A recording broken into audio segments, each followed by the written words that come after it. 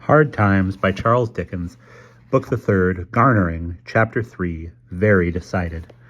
The indefatigable Mrs. Sparsit, with a violent cold upon her, her voice reduced to a whisper, and her stately frame so racked by continual sneezes that it seemed in danger of dismemberment, gave chase to her patron until she found him in the metropolis, and there, majestically sweeping in upon him at his hotel in St. James Street, exploded the combustibles with which she was charged, and blew up, having executed her mission with infinite relish. This high-minded woman then fainted away on Mr. Bounderby's coat collar.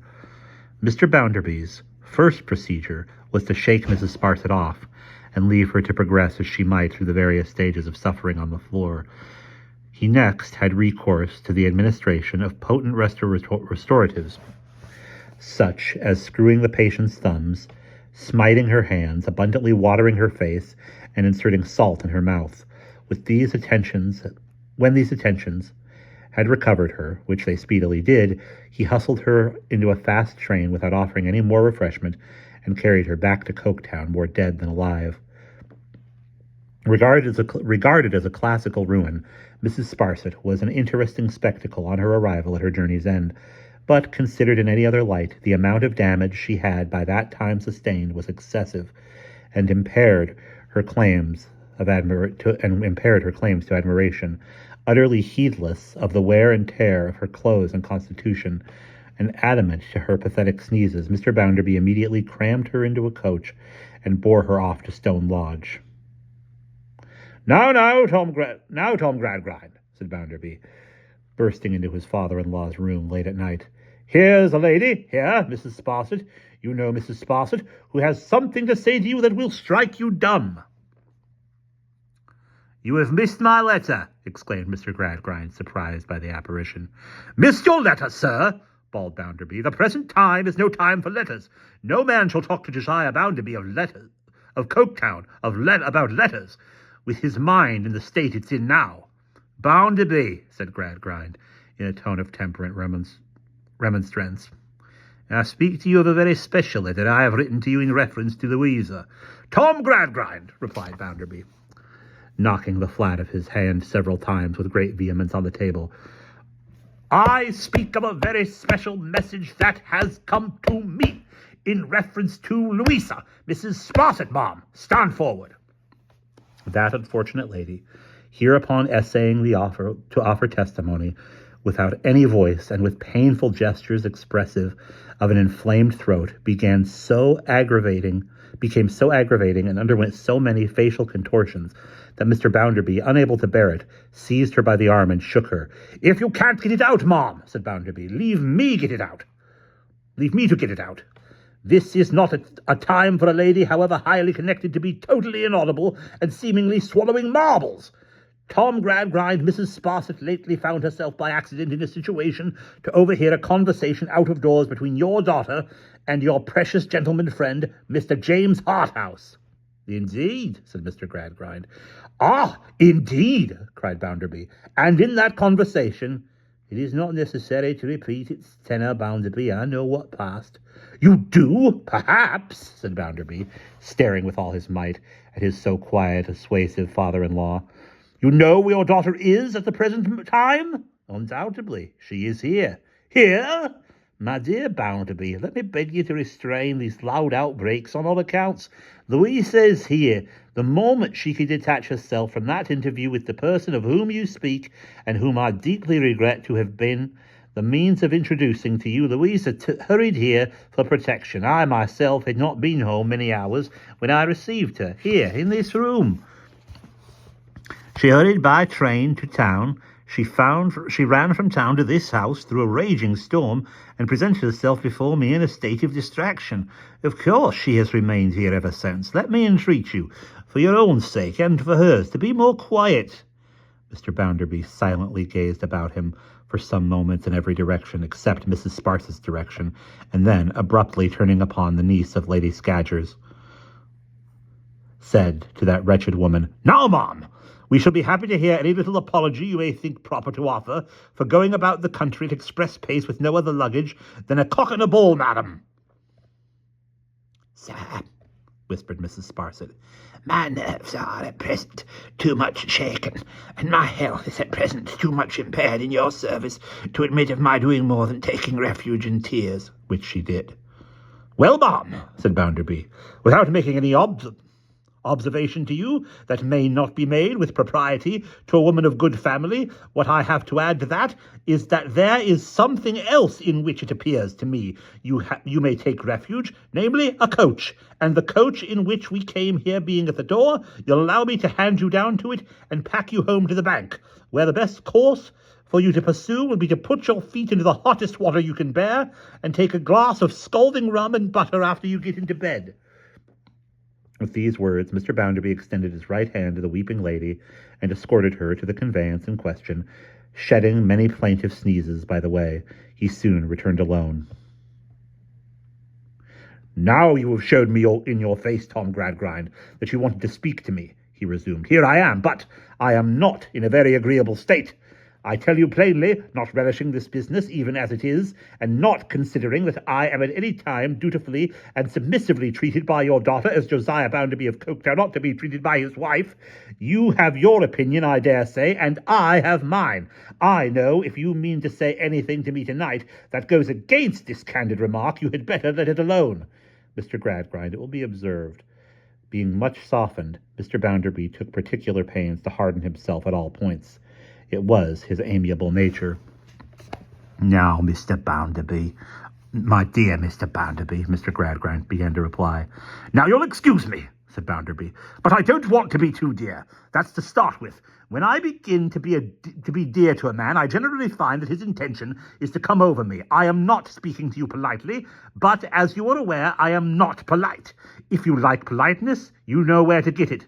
You have your gentlemen friends, you know, and they'll serve you with as much of the article as you want. I don't keep it myself." "Bounderby," urged Mr. Gradgrind, "we are all liable to mistakes."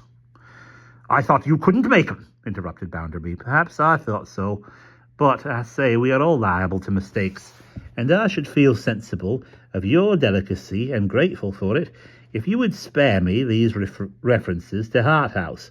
I shall not associate him in our conversation with your intimacy and encouragement. Pray do not persist in connecting him with mine." "I never mentioned his name," said Bounderby. "Well, well," returned Mr. Gradgrind with a patient, even a submissive air, and he sat for a while pondering. "Bounderby, I see no reason to doubt whether you have ever quite understood Louisa." "Who do you mean by we?" "Oh, I see no reason to doubt whether we have quite understood Louisa." "Who do you mean by we?" "Let me say I, then," he returned in answer to the coarsely blurted question. "I doubt whether I have understood Louisa. I doubt because I have been quite right in the matter of her education." "There you hit it," returned Bounderby. "There I agree with you. You have found it out at last, have you? Education. I tell you what education is. To be tumbled out of doors, neck and crop, and put upon the shortest allowance of everything except blows. That's what I call education." "I think your good sense will perceive," Mr. Gradgrind remonstrated in all humility, "that whatever the merits of such a system may be, it would be difficult of general application to girls." "I don't see it all." "I don't see it all, sir," returned the obstinate Bounderby. "Well," sighed Mr. Gradgrind, "we will not enter into the question. I assure you I have no desire to be controversial. I seek to repair what is amiss, if I possibly can, and I hope you will assist me in a good spirit, Bounderby, for I have been very much distressed." "I don't understand you yet," said Bounderby with determined obstinacy, "and therefore I won't make any promises." "In the course of a few hours, my dear Bounderby," Mr. Gradgrind proceeded in the same depressed, proprietary manner, "I appear to myself to have become better informed as to Louisa's character than in previous years. The enlightenment has been painfully forced upon me, and the discovery is not mine. I think there are, Bounderby, you will be surprised to hear me say this, I think there are qualities in Louisa which have been harshly neglected and a little perverted, and I would suggest to you that, if you would kindly meet me in a timely endeavour to leave her to her better nature for a while, and to encourage it to develop itself by tenderness and consideration, it would be better the better for the happiness of all of us. Louisa, said Mr. Gradgrind, shading his face with his hand, has always been my favourite child. The blusterous Bounderby crimsoned and swelled to such an extent on hearing these words that he seemed to be, and probably was, on the brink of a fit, with his very ears a bright purple, shot with crimson. He pent up his indignation, however, and said, "You'd like to keep her here for a time? I intend to recommend, my dear Bounderby, that you should allow Louisa to remain here on a visit and be attended by of course, Cecilia Jupe, who understands her and in whom she trusts." "I gather from all this, Tom Gradgrind," said Bounderby, standing up with his hands in his pockets, "that you're of the opinion that there's what people call some incompatibility between Lou Bounderby and myself?" "I fear there is at present a general incompatibility between Louisa and almost all the relations in which I have placed her," was her father's sorrowful reply. "Now look you here, Tom Gradgrind," said Bounderby, the flush confronting him, with his legs wide apart, his hands deeper in his pockets, and his hair like a hayfield, wherein his windy anger was boisterous. "You have said your say. I am going to say mine. I am a Coketown man. I am Josiah Bounderby of Coketown. I know the bricks of this town, I know the works of this town, and I know the chimneys of this town, and I know the smoke of this town, and I know the hands of this town. I know 'em all pretty well. They're all real. When a man tells me anything about imaginative qualities, I always tell the man, whoever he is, that I know what he means. He means turtle soup and venison, with a gold spoon, and that he wants to be set up with a coach and six. That's what your daughter wants. Since you are of the opinion that she ought to have what she wants, I recommend you to provide it for her. Because, Tom Gradgrind, she will never have it from me." "Bounderby," said Mr. Gradgrind, "I hoped, after my entreaty, you would have taken a different tone."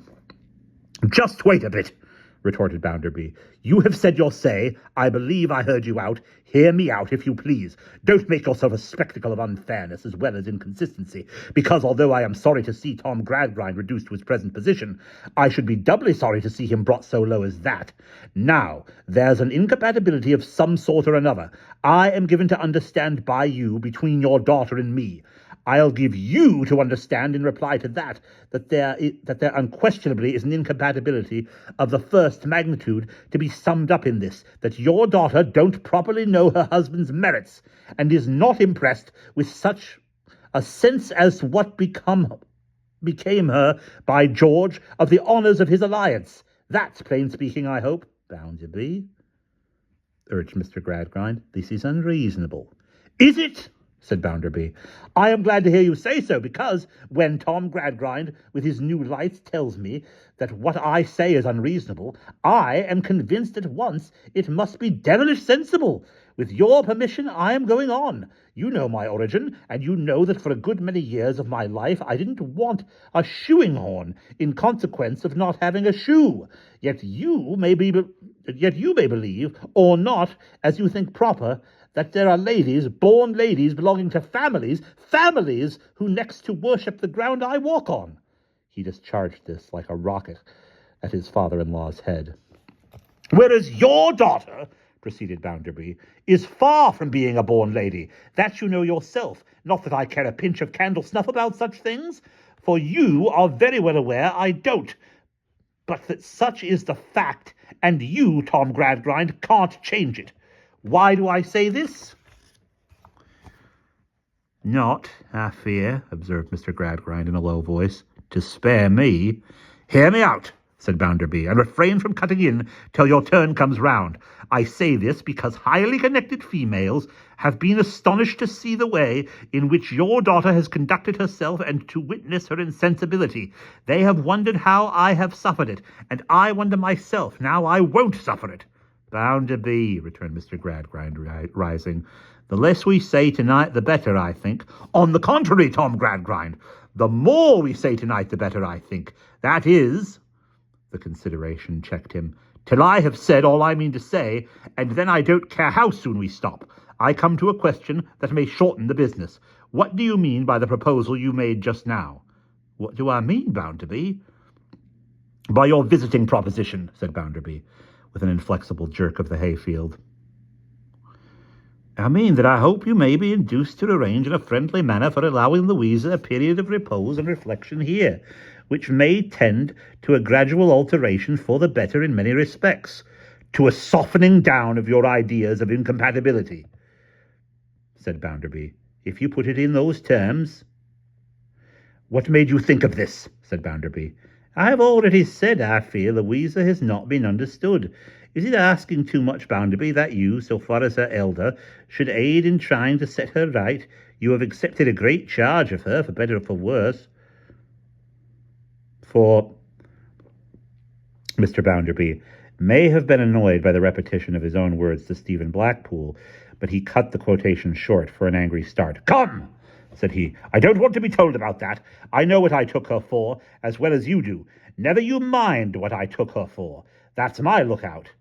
I was merely going to remark, Bounderby, that we may all be more or less in the wrong, not even excepting you, and that's some yielding on your part, remembering the trust you have accepted may not be an act of true kindness, but perhaps a debt incurred toward Louisa.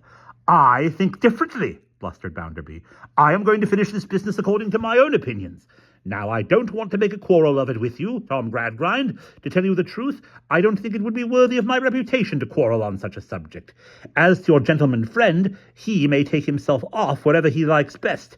If he falls in my way, I shall tell him my mind. If he don't fall in my way, I shan't. For it won't be worth my while to do it. As to your daughter, whom I made Lou Bounderby, and might have done better by leaving Lou Gradgrind, if she don't come home tomorrow by 12 o'clock at noon, I shall understand that she prefers to stay away, and I shall send her wearing apparel and so forth over here, and you'll take charge of her for the future. What I shall say to people in general of the incompatibility that led to my so laying down the law will be this. I am Josiah Bounderby, and I had my bringing up, and she is the daughter of Tom Gradgrind, and she had her bringing up, and the two horses wouldn't pull together.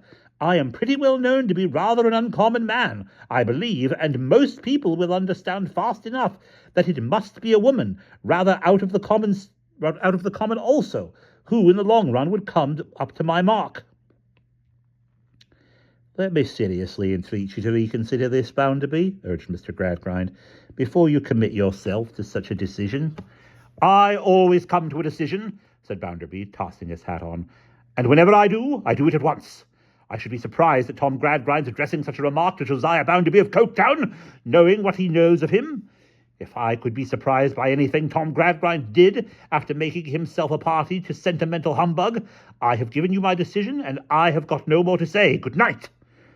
So Mr. Bounderby went home to his townhouse to bed. At 5 minutes past 12 o'clock next day, he directed Mrs. Bounderby's property to be carefully packed and sent up to Tom Gradgrind's, advertised his country retreat for sale by private contract, and resumed a bachelor's life. And that is the end of chapter 3.